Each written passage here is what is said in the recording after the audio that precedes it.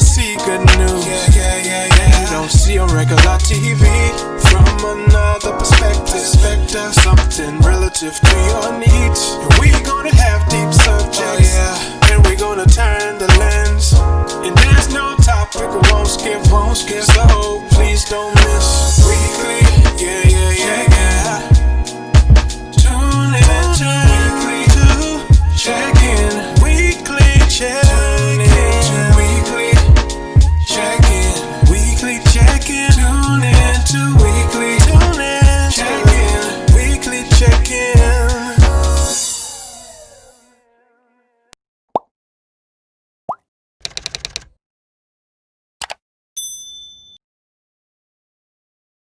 All right. So, good morning, good afternoon, good evening, wherever you are in this beautiful, extensive, and chaotic world. Mercury is in retrograde. We don't care. We're about to get it in. We have one of the most or more contentious election cycles coming up in a few days. How you been doing, Dr. Sherice Janaye Nelson, with all of this going on? Yeah, it's been interesting, right? Because we are talking about places that may go blue that we haven't seen go blue in 40 years, right? In Mississippi, we are looking at a black male senator in Mike Epsy that we haven't had um, since the Reconstruction. So it's getting Right. hot. And including marijuana might be become legalized, medical marijuana in Mississippi. There is so this is a lot of things. I've been saying Mercury is in retrograde, but out of chaos, because this is where there's a lot of confusion and chaos. Out of chaos and confusion comes order. And I think this disruption and flipping everything on its head, what we're going to see is some really interesting things. This is why I'm tapping into you, oh political science guru, as I call you. And so what we're going to you actually are the second part of a two-part that is going over the election cycle, elections to watch, bills to look at, and then we're going to analyze it on the other side. So I am all ears. Tell me what is on your plate. You just talked about the senatorial race in Mississippi. Give us more insight on that. How did we get here? Yeah, so well, we have to remember that let me make sure I give you guys Governor Hyde is we know is a staunch white supremacist, right? And we know that Jamie mixing up races. With South Mike did Carolina, not yes. give up, right? Mike did not give up. He's faced her. He has faced her before, and he's now coming around for her again. And what we've seen in Mississippi is that because of the George Floyd, because we've seen a shift in the state, they've gotten rid of the rebel flag as a part of that state. I think we're seeing a shift where Jamie can eke it out. What's going to be telling is his ability to stay on the air. He needs more money. And so I tell people, and I had this conversation just last night with someone else, that if you have some extra money laying around and you want to put it in a Senate race, where you need to put it is that in that Mississippi race with Mike Epsy. What do you think? So, what do you think a Mike Epsy win would do for Mississippi? Oh, I mean, As we, because let me kind of just put this in context. And I had Dame, who I spoke to in part one, was saying, a lot of people, in whole, a lot of Black people have been out of the political process in terms of understanding the issues, how positions affect different things. So, what does, in terms of like how Mississippi is structured, in terms of the representation, Mike yeah, Epsy so win? the reason that is big for Mike Epsy, he's running for the United States Senate. And so he can change the composition of the Senate, right? We know that Susan Collins in Maine is most likely going to lose to a Democrat, right? So we could start. If Democrats can win back the Senate and get a majority in the Senate, and the Democrats already have the House, and if Joe and Kamala win, well, then you have a trifecta, and then you could push through legislation a lot faster, right? And to the point that there's already conversations about HR 40, right? Already conversations about the reparation bill as what we're going to do with it, if these things align. And so the point of the matter is that then Mike Epstein just becomes one more person on the team inside that Senate that's going to be able to move things forward. Why is it huge? Is because I believe another huge redistributing financial bill is going to come down, meaning in some level of subsidy for average everyday Americans. And what you want is you want senators that have your interest in mind to make sure money is reprogrammed to you, because the United States government is always going to have more money, or always going to have more availability to debt ratio type of products in comparison to the states. And so right now, why is it important for Mississippi? Is because they can finally get substantial funding for the needs that they have in that state. Right. I mean, Mississippi for years has always been kind of like in the bottom 10 in terms of education, healthcare, food, all of these things. So this would be. But let me make sure, because my Mississippi friends would kill me. Although they haven't always scored very well in those metrics, and I agree that they need this economic boost. They're some of the greatest people that you ever meet. They're some of the most resourceful people that you'll ever meet.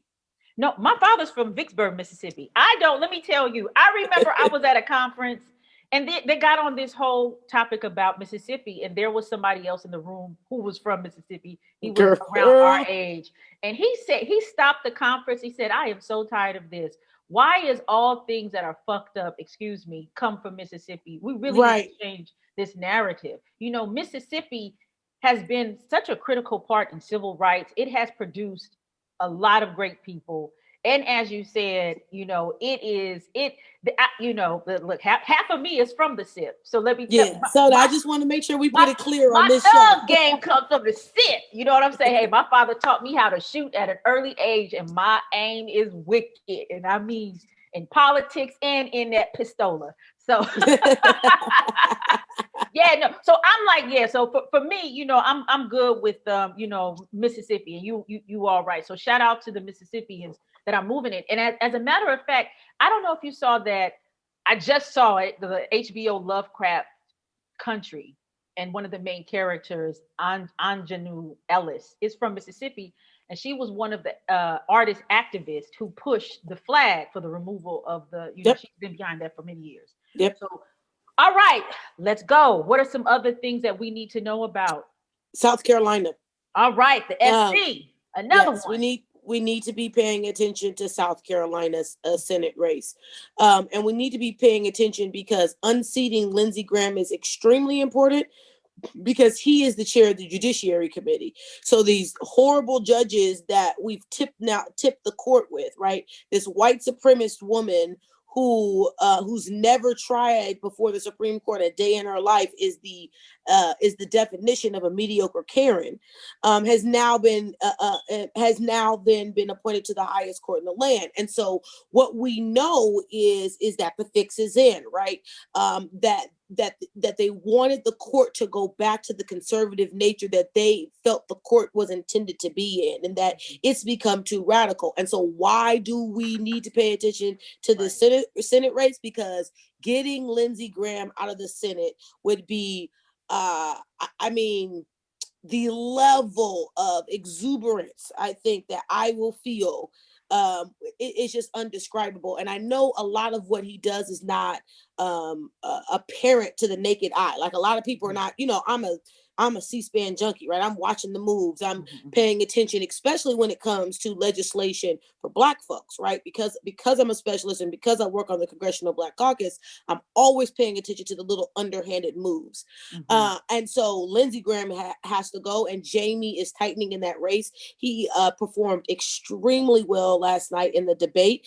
So if you have any extra money throwing around by the time this airs, and the reason I say this, even if they do not win, giving to the campaign, because oftentimes, even once the campaign is over, they have expenses. And so people, please don't think that you can't give, even after the election, because they will have expenses.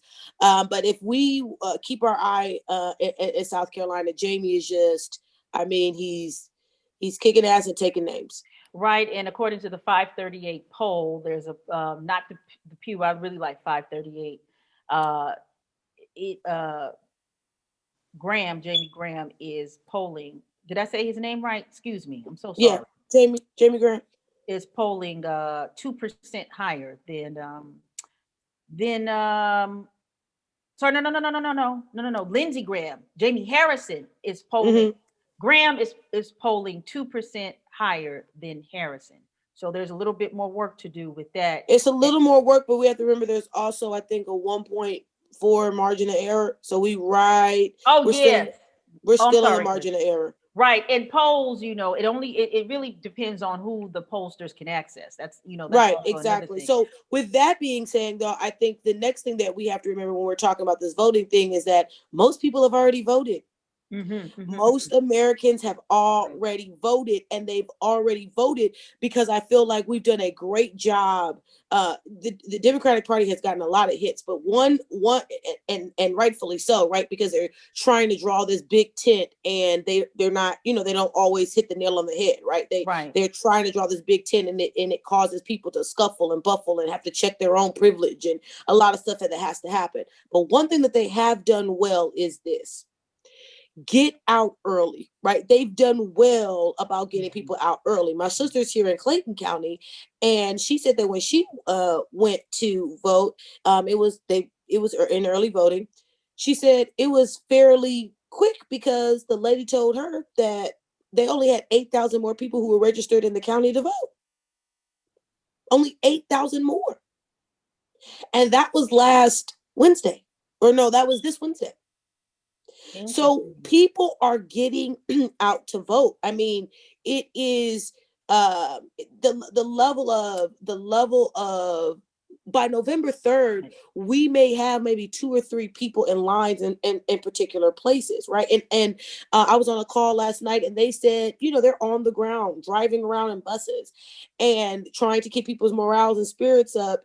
And they said the lines weren't as long as they expected because so many people had gotten in there on early voting and had already started voting. That people said that they weren't going to get absentee ballots because of if they will be counted, if they won't be counted. They got mail-in ballots and then walk them down the sites. Like, what we are really seeing is we are nervous about our democracy, right? But what we are seeing is that people are also nervous about the democracy and are ready to do something about it. Regardless of who becomes the winner, right? Is that we are seeing record people, regardless of who becomes a winner, we're seeing record numbers of people participate in the democracy. And that, to me, lets me know that a democracy on life support still has some life in it. Right. I think and so in addition to that, of your well stated points is I don't know if necessarily people are scared. In my opinion, I think people are pissed, they're angry, and they just really they're like, okay, I think in the Obama era, it was this thing of be the change. People are actually, putting that in action. Like, I cannot sit back any longer and allow all of this stuff to go on. So that's cool. What are some other elections that you have that you think we need to be paying attention to? Yeah, so I think, I'm optimistic. I believe that we may get 2 Georgia senators. We may get John Ossoff and Warnock. Okay. I think that I think we'll get this. I think, I'm really concentrated on the Senate races. And the reason I'm very much concentrated on the Senate races, and I'm not saying that they're not other important races, but I'm worried about the reparations bill. I'm worried about the civil rights bill I'm worried about the Civil Rights Act of 1965 and the redrawing of districts in a congressional, in a census year. I'm worried about the George Floyd bill that every single Democrat in the House co-sponsored. Like, I'm worried about legislation that I know is going to have a lasting effect on the umbrella level, right? Right. That is so every time I'm speaking or every time I'm thinking about it, I'm thinking about these Senate races so that Democrats can get in the Senate and we can abolish this frivolous use of the filibuster, Mhm. and we can reset these rules so we can actually get legislation that then reflects the people. And we need to be careful in how we write it, because Mhm. we know that if Mhm. someone because this is the thing, before we even get to passing anything, we got to get the court back. We got to get the court back balanced. Okay, so we got to get the court back balanced, because if HR 40 comes through that House, that Senate, to that White House, Joe Biden signs it, you best believe they're going to take that. They're going to find a way to take that to the Supreme Court. Exactly. Yeah. Okay, So, yeah. So that's what the push is to have a, and at the very least, to have, a blue wave in the Senate, in the House, in order to, to if then make there sure is, that they can get these yeah, judges on the Supreme Court, right? yes, And yes. and so to me, that's where my focus is, because Mhm. it's those moves that make almost everything that a locality does null and void. Mhm. Because if Mhm. I can redraw a district in such a way Mhm. that's then going to affect who's in your state house. See, this is why what people don't understand is that when you have a census, the census can do what's called reapportionment. They get to then change where the lines are for federal districts. Why Mhm. is that a problem at the state level or at the local level? Because then that changes what state legislatures look like. Because Mhm. those maps are then, the map inside of that state is then used as a barometer then for the state legislature, Mhm. and Mhm. their districts are then Mhm. connected in many ways. Mhm. So that's the danger, is that it's a trickle down effect. Hate the expression, but it's a trickle down effect if we do not lock up these legislatures in this election. If we do not do it, we Right. are in trouble even at the local level. So it's that piece that I'm looking at and concerned about. And then the next thing is a space, and I think a demand amongst Black people, that a Black woman then be appointed to that court.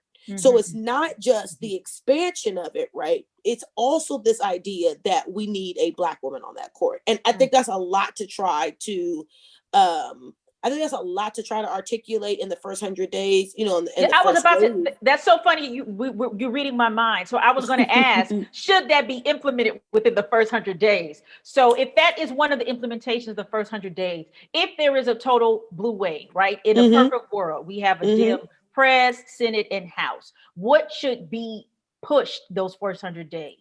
The very first thing that should be pushed is getting what they have at 9, getting two more judges, Two more getting U.S. at Supreme least Court. to Mhm. get at least two more judges. And they already have precedent, because there's 11 appellate courts. Mhm. There's 11 appellate circuits at the federal level. So Mhm. they already have, Mhm. right? They already can, before we even get to the third or fourth or whatever, they already have a justification to get to 11. And I want to put out, right, because I study the globe, or I study the Black diaspora, is that we actually have the smallest Supreme Court in the Western world, on top of it. Really did not know that. Yes. Yes, we have this. So if you look at westernized countries that use their Supreme Court the way that we do, we have Mhm. the smallest one. Interesting. Germany has, I think, 11, like, Okay. so, or 15. No, they have 15. So what I'm saying to you, and Germany's, and the reason I use Germany is they're a federalist state, Mhm. right? Mhm. Mhm. So they're meaning that their setup is just like Yes, ours. or So yes. my thing is, in the very first 100 days, you got to get two new judges, and Mhm. after you get two new judges, for me, you got to repair this Obamacare situation. Okay, so You got affordable to get the healthcare. public. Mhm. So Mhm. the first thing you need to do is these judges. The very second thing you need to do, in my opinion, is deal with this healthcare. The third thing you need to do is Exactly. make sure that you have enough funding to deal with all of deal with COVID, and how we're going to deal with COVID, and reintegrate the economy. And the very next thing that you need to do after that is need to have a conversation about our HR 40 bill, because it's going to then be connected to this COVID piece, and reworking the entire system. After that, we need to have a conversation about the Civil Rights Act of 1965. And after that, we need to have a conversation about the George Floyd bill. Mm. Very good points. All right. Very, very good points. So, are there any, do you know of any bills that you see that people need to know about in the respective, states or cities or municipalities? So propositions, yeah, Yeah.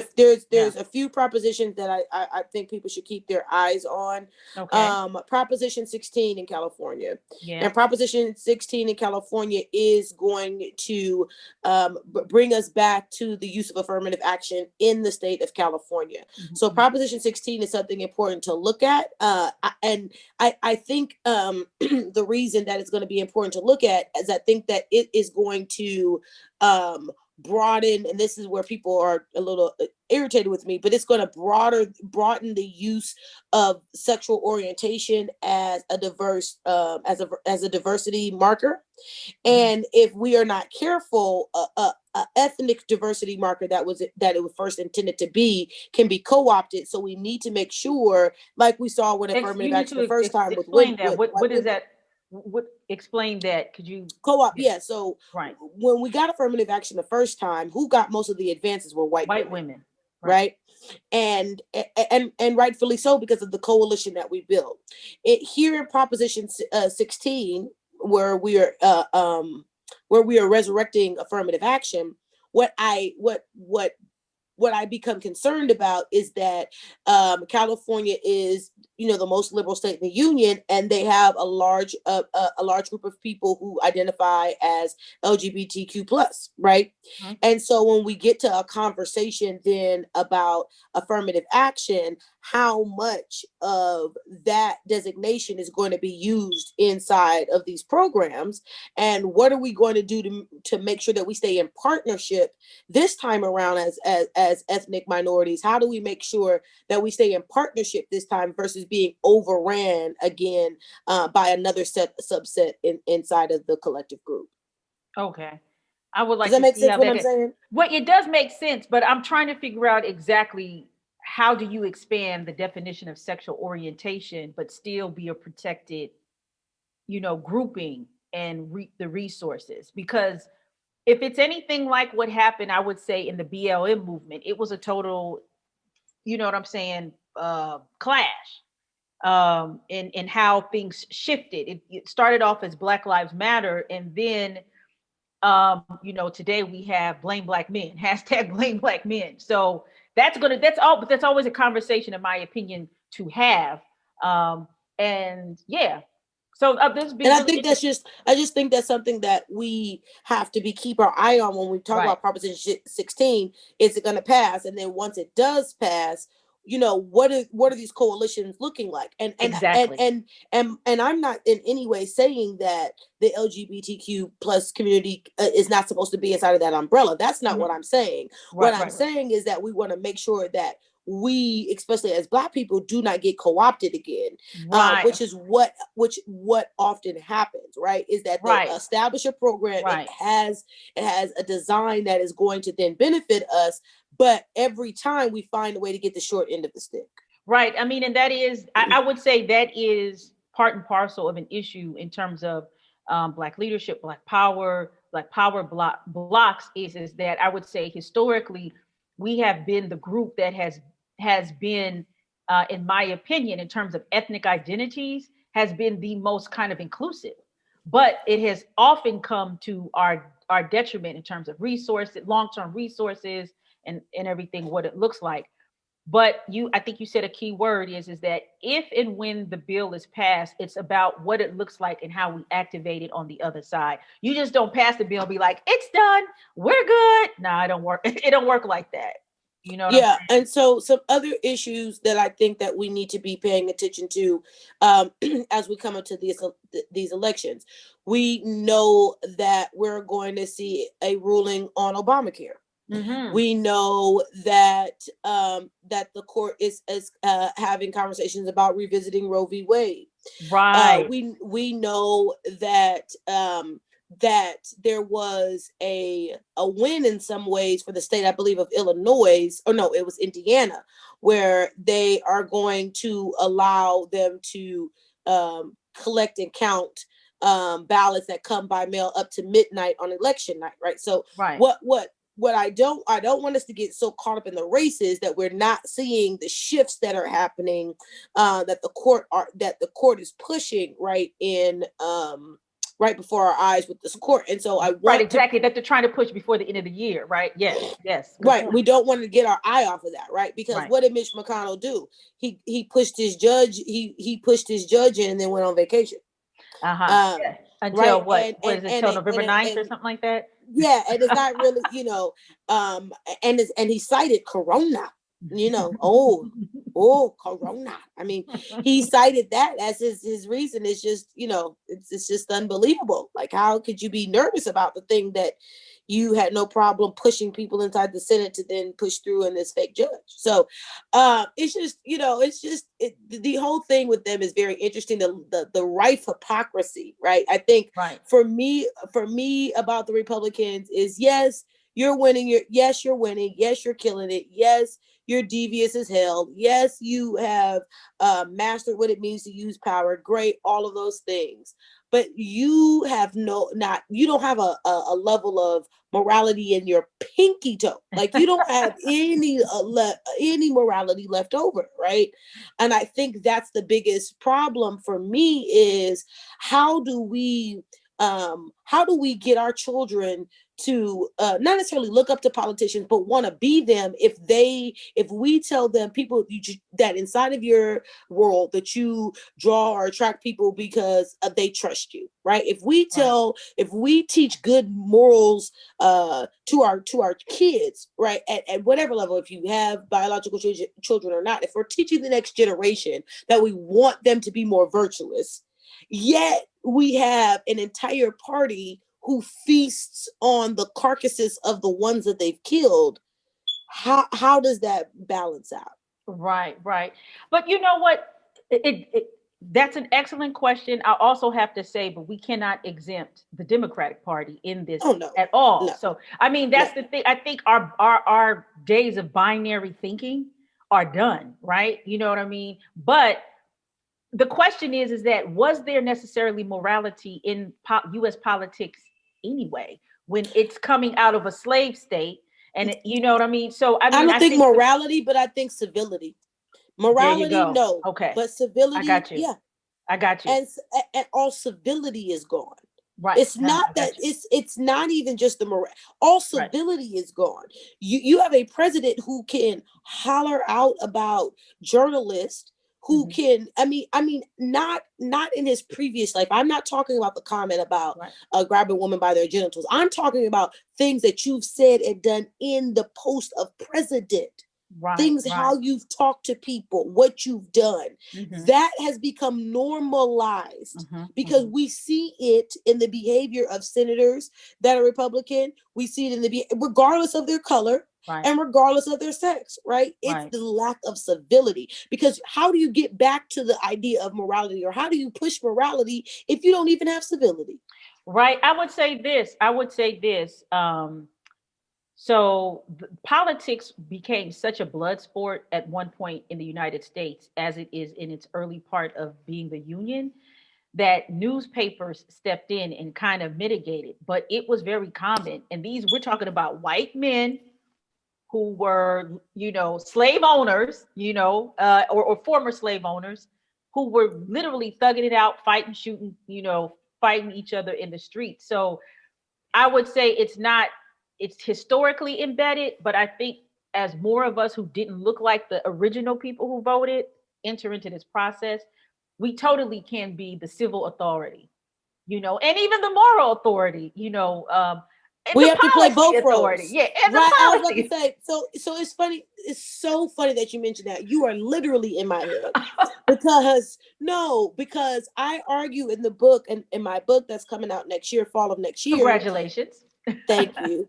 The Congressional Black Caucus, 50 years of fighting for equality. I make that exact point that Black officials don't just get to be descriptive representatives, meaning they don't get to just celebrate the fact that they look like me and you, right? Because we want some policy out of them, right? They have to then be substantive representatives, and they got to bring home the bacon, right? They got to, and then oftentimes they have to be symbolic as well, right? John Lewis was symbolic.